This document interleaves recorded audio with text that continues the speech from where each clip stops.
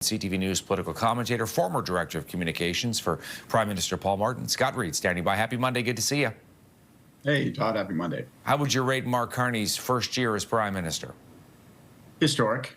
And I know that might sound like hyperbole, but you have to think about where the world looked last December, a year ago today.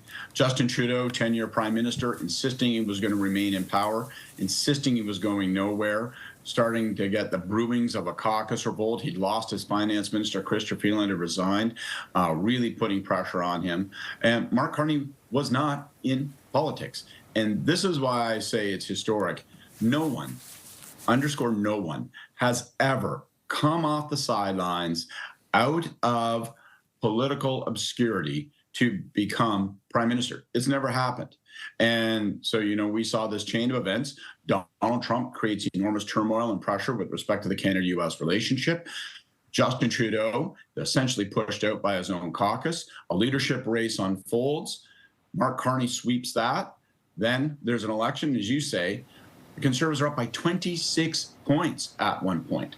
And Mark Carney, a newcomer to politics, everybody said, Poilievre's going to make mincemeat out of this button-down banker, and he defies all the odds, and for the first time becomes a prime minister who had never had previous electoral experience. So it is literally without precedent, and since then, the year has not even ceased in terms of being astonishing, again, largely driven by Donald Trump and the forces that he's unleashing against Canada. There's this narrative going around that the Prime Minister is, in fact, in some ways, a progressive conservative. What do you think?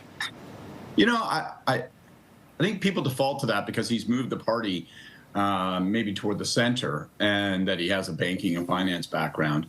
I think if you take a look at Carney, he's actually in the tradition of Liberal prime ministers. And what I mean by that specifically is when the Liberals are down and out, they go hunting for someone that can lead them to power. And often they respond to themselves. If you think about Mike Pearson, they brought him in, Nobel Peace Prize winner. He was a response to the sleepiness of Louis Saint Laurent and then the Diefenbaker years and all that turmoil.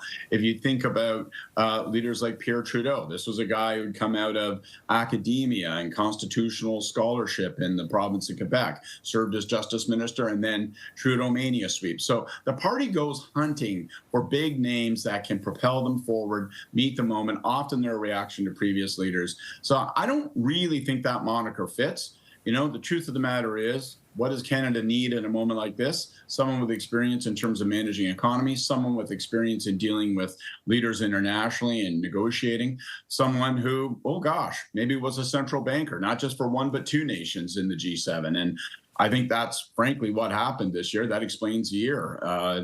Mark Carney fit the mold of the moment, and he is responding and implementing an agenda that's, frankly, in suiting with the circumstances. January seeing a leadership review for Pierre Poilievre. What do you think is going to happen? How are things going to play out?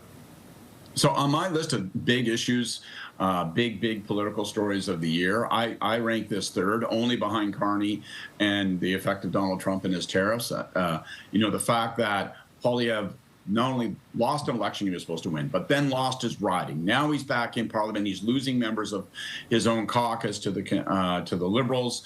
There are threats that he could see more members of his own caucus leave, maybe even forfeiting the parliamentary majority as a consequence of defection. So it's going to be a big deal, that leadership review. It's been a while since Pierre Poilievre posted a W. I do think he's going to get one at the end of January. Pierre Poilievre has a strong hold on his membership. You have to remember, the people that are going to be going to that convention, the people who voted, are folks who put him in office.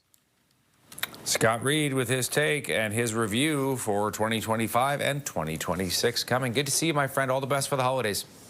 You bet. Merry Christmas. See you soon.